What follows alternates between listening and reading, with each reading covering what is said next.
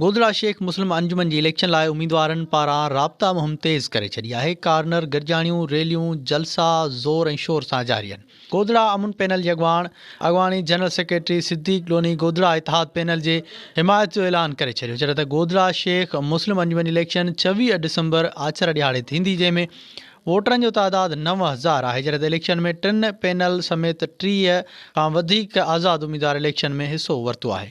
अवामी सर्वे मुताबिक़ गोधरा इतिहाद पैनल गोधरा फलाही इतिहाद पैनल जो सख़्तु मुक़ाबले जो इम्कान आहे। जॾहिं त वोटरनि मीडिया सां ॻाल्हाईंदे चयो त गोधरा शेख मुस्लिम अंजुमन जी सालियानी बजट करोड़ रुपया आहे, जेका हड़प कई पई वञे।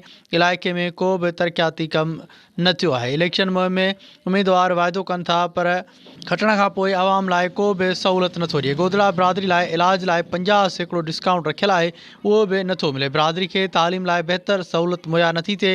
उन्हनि मुतालबो कंदे चयो त असांखे बहितर इलाज ऐं तालीमी सहूलियत मुहैया कई। वधीक ख़बरुनि ऐं अपडेट्स लाइ ॾिसंदा रहो सिंध न्यूज़ वेब टीवी।